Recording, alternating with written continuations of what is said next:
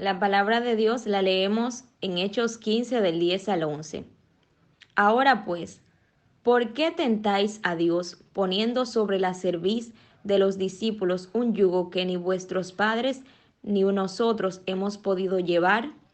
Antes creemos que por la gracia del Señor Jesús seremos salvos de igual modo que ellos. Amén. Gloria a Dios. Aquí estaba hablando Pedro. Gloria a Dios a los hermanos que querían, los hermanos judíos que querían imponer a los gentiles que tenían que circuncidarse luego de aceptar a Jesucristo. Y ellos querían imponerle esto porque recordemos que este fue el pacto que mediante la ley el Señor hizo con el pueblo de Israel, que ellos iban a ser su pueblo y él iba a ser su Dios, y que la señal del pacto era que se tenían que circuncidar todos los hombres a los 8 días de haber nacido.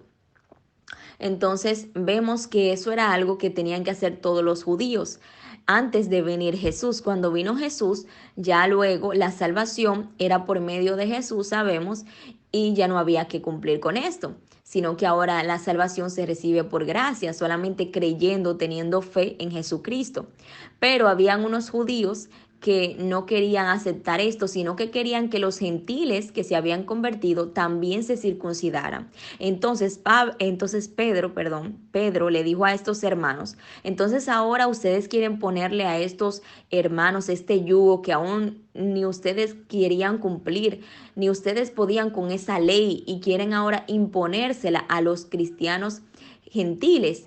Entonces él dijo que antes creemos que por la gracia del Señor Jesús seremos salvos de igual modo que ellos. Es decir, Él les estaba diciendo, ya no importa las leyes que antes teníamos que cumplir, no importa que antes teníamos que vivir conforme a la ley de Moisés, conforme a los requerimientos. Ahora la salvación es por gracia, no hay que cumplir con lo que dice la ley de circuncidarse. Es decir, ya ahora es por gracia. Eso era lo que Pedro decía. Es por gracia, no es por imposición. Ya no tenemos que circuncidar a los hermanos para que puedan pertenecer al pueblo de Dios. Ahora, con aceptar a Cristo y creer en Él por fe es suficiente. Y hoy en día vemos esto, y es que aún vemos en iglesias donde hay yugos que quieren ser impuestos por algunos líderes o hermanos a otros. Y es que hay yugos, cargas que le ponen a los hermanos, tales como la vestimenta que tienen que usar, las obras que tienen que hacer, aquellas cosas que tienen que cumplir para pertenecer a esa iglesia o a esa doctrina. También hay muchos que le dicen lo que tienen que comer o lo que no tienen que comer. Y vemos que la salvación es por gracia. Debemos entender que la salvación es algo que no se impone, sino que se recibe de gracia. Así que cuando una persona es salvo, que acepta a Jesucristo, esta persona lo que debe ser es enseñada a través de la palabra de Dios. Es decir, debemos enseñarle a los hermanos nuevos creyentes, a ellos a amar la palabra de Dios, a estudiar la palabra de Dios, a orar, a conocer al Espíritu Santo, para que el Espíritu Santo sea quien los corrija a ellos. No podemos nosotros empezar a hacer lo que le toca al Espíritu Santo. Hay algunos pastores, algunos líderes que cansan al pueblo con las reglas, con las normas, y ellos se cansan de corregirlos. Entonces, al final viven todos agotados y los hermanos se van de la iglesia porque todo es una imposición. Tienen que hacer esto, tienen que hacer aquello. No están llevando a las personas a conocer al Espíritu Santo para que el Espíritu Santo los corrija, sino que ellos los quieren corregir. Claramente no estoy diciendo con esto que no se debe respetar las normas de cada iglesia. Claro que sí. Hay normas que son generales. Claro está que cuando usted va a una iglesia tiene que vestir con pudor y modestia. Claro está que usted tiene que tener educación allí, comportarse, es la casa de Dios. Eso estamos claro que sí. Lo que no aceptamos es que porque a un pastor se le reveló que él no podía utilizar tales zapatos, él tiene que decirle a la congregación que no utilicen esos zapatos. Eso es doctrina de hombre, eso no es bíblico.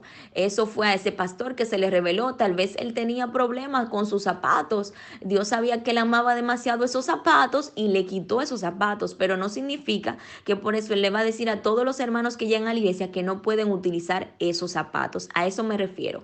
No se pueden imponer remas, no se pueden imponer en las iglesias algo que el Señor habló a ti, a tu vida, a ti personalmente. Debemos dejar que el Espíritu Santo le quite a cada quien lo que él sabe que le está afectando. Porque cuando a una persona le afectan los aretes, a otro le afecta el pantalón, a otro le afectan los zapatos, porque eso es dentro del corazón de la persona. Eso no tiene nada que ver en realidad con lo que la persona está utilizando, sino que tiene que ver con lo que es un Dios en el corazón de esa persona. Hay personas que ellos idolatran los aretes.